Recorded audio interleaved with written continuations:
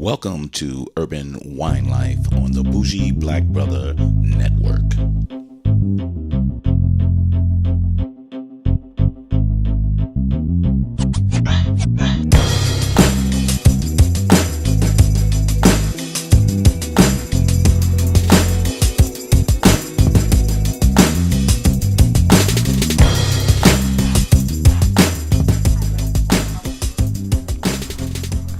Michael, your bougie black brother. I'm here at Niko's wine shop, and we're tasting a couple of wines here. And I wanted to actually start off with, I didn't want to start off, but what we have available first is the Chardonnay, Ammunition Chardonnay. And could you introduce yourself, please? Yeah, Zane Kress, work for Atlanta Beverage Wine and Spirits. So Zane gave me a great background of how he got into the business, and he's a lover of wine, and me and him love Zinfandel. So we kind of bonded on the Zinfandel, and we have one tonight as well. So this is really good. But we're starting with the Chardonnay. Gotta save the best for last. Yes, exactly. The smartest guy in the room.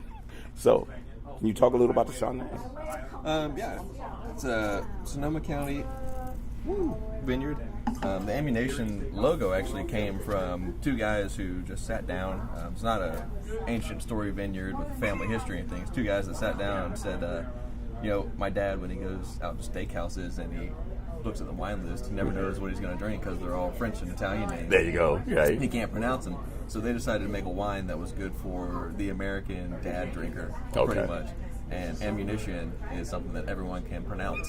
So this is where they kind of started with. So Ammunition Cab and Chardonnay came from that. And it's something for the ladies, something for the guys. So it's a little dry. Yeah. Again, I'm not a big Chardonnay, based on a lot of my reviews. Y'all know I don't drink Chardonnays that much. But a little dry, has slight oak. So it's not a big it's not oaky overly one. oaky. It's not like the butter that you're going to find on the shelves. So that's what the makes hint it a is little there. bit. Yeah, but the hint is there. But it makes it really a little more smoother. Yeah. So I kind of enjoy it on that one. But let me taste on this one, and we move back until we get into the next. But that was the Chardonnay Ammunition. We'll have the pictures on the site too, so when you go on the site, you'll be able to see They got them a as great well. website too. Yeah. They got all their info on their website. Yeah. Daylight Wine Company and Ammunition. Excellent websites. Interesting name for it. It's for the American drinker. Oh, okay. I was just telling him that they were talking about their dads, the two guys that came up with the idea for the company.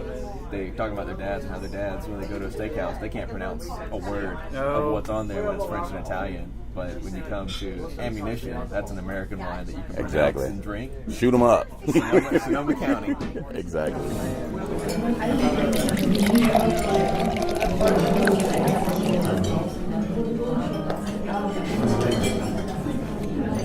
So we move past the Chardonnay, and now we into the, what do we have? This is the Illuminati Riparoso. This is the 2014. Okay. The Montepulciano. Yeah, Montepulciano. Pucciano. Yeah. Say it right, Mike. Montepulciano. It's one of those fancy words that we struggle with. But then when you say it, people feel so impressed by it. Yeah. From the Illuminati family. These guys have been whining for, I think, over 120 years. So they got a big history based on the Illuminati. Really? Excellent. Well, I'm glad you liked it. Pick a bottle up. Everything's 10% off tonight that we're tasting. This is the Illuminati Riparosa. 2014 vintage. So Montepulciano. It is. Very good, thank you. Appreciate that. So very smooth. This has a tannic feel to it. You can feel that kind of light berries that's on there. So it's pretty good. As you get a taste of that, it lays pretty decently. So I really like it. It's a Montepulciano. So get it right. Make sure you get it from there. But it's a very, very smoother wine from Italy. I'll get the regions for you, so we'll have that on the website as well, so where you'll be able to kind of do your research.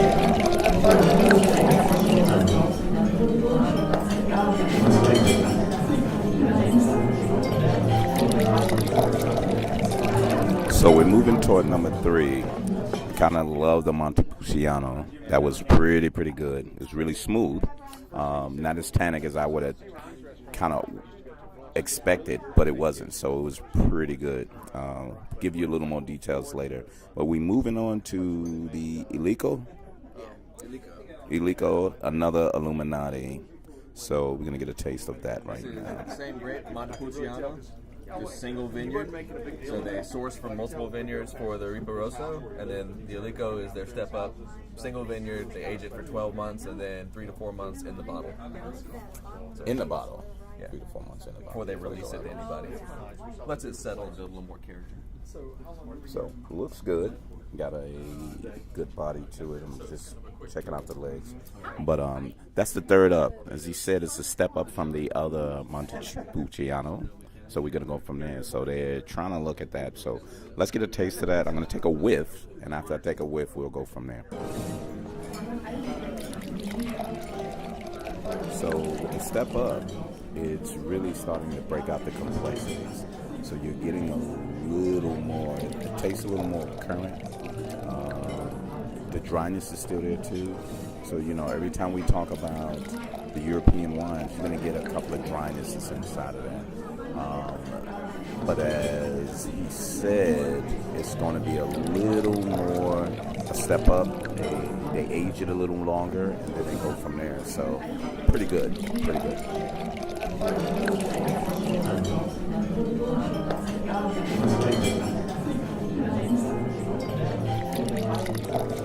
So the ammunition equalizer.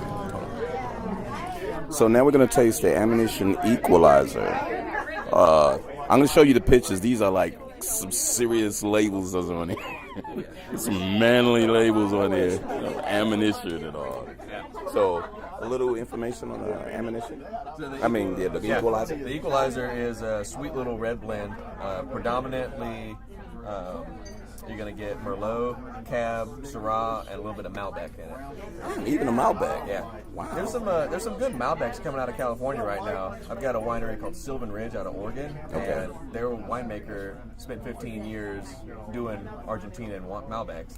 He came up here, and a little winery was interested in starting up a Malbec. Okay. So I think like 12 years ago they planted some Malbec, and it's just now coming to fruition where they're making some good Oregon Malbec. As weird as it sounds, yeah, it does. It's in Oregon. But man, it's awesome. Really? Yeah. So there's some good Malbecs out there.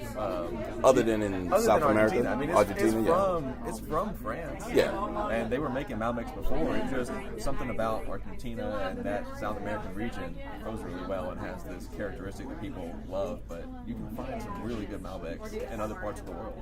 So I'm gonna try the Oregon because I love Oregon wine. You just gotta be willing to try it. Yeah. So I'm willing to try it because they have amazing Sauvignon Blancs. Oh yeah. And even a Riesling that was there was pretty some good. Some of the Pinot Noirs I got from there are the Pinots. to die for. Really? Yeah. We have one more and then It was tasty. So the Pinot Noir there was tasty for me. Yeah, I need to try the Malbec though. First one. Starting out.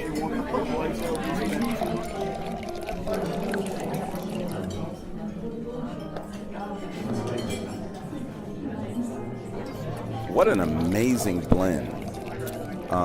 He said it was a Syrah, a Malbec, a Merlot, as well as what was the other one? The Cab. So as you taste in this, you taste the dryness in this, but there's a high cherry taste that's inside of that that's really, really, really good. So I'm trying to taste the complexities in this. But let me take a whiff of this because I really didn't smell it. I kind of just put it directly in my mouth. So light pepper, but not really pulling out. But it does have like a cedar wood taste. The aroma isn't jumping out, so you don't get a lot of aroma on this. But when you taste it, you starting to taste those multiple complexities that's in there. So it's really, really good. They do a really good job with this one, so I'm really liking this one right here. So this one I may have to buy and pull out.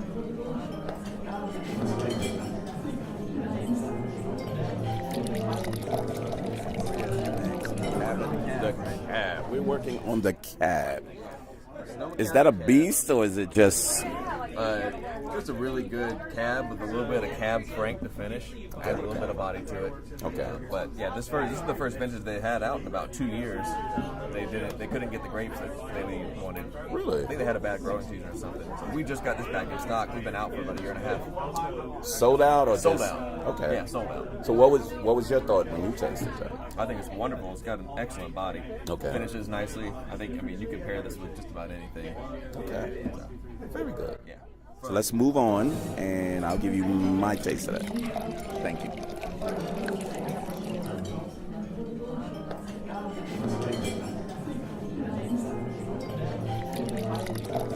So I'm tasting the cab, and the cab, he said, has good body to it. So it's really good body. The aroma that's coming off is pretty bold. It's almost so strong that the alcohol is coming on out. You'd be like, oh, I know what I'm getting. I definitely know what I'm getting. So it's kind of good. So I'm trying to ensure that, the aroma matches up to the taste. So as you taste that and get that cherry, woodsy taste to the cab, you'll be able to say, how is that blending with the taste? So let's give it a taste. So this is a cab. It's definitely a cab. So as I taste this, it's full tannins in the mouth. So full, not as acidic as I thought it would be, but it's a full cab. So I feel good with the taste on that. I think what I'm doing is I got the taste. It's there. It's flowing. It has a really good finish. So, but it's a lasting as well. So it's doing a combination of the two. So you'll be able to enjoy both of them in that sense. But I'm really enjoying this one. This one kind of stands out, and I'll be able to enjoy. But this is a really good cab. This is the Ammunition Cabernet Sauvignon. So when we put it out there, I'll let you know that this one is that Cabernet. But this one is pretty good. So if you want a cab, this is what it is. It's not as big. This is not a big cab. And me, I like the big cab, so I'm going to lay it down with some meat. But right now, no meat.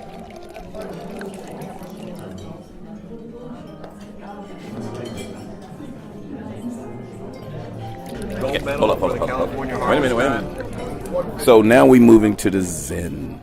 Waiting for that one. Oh, yeah. So, tell me a little.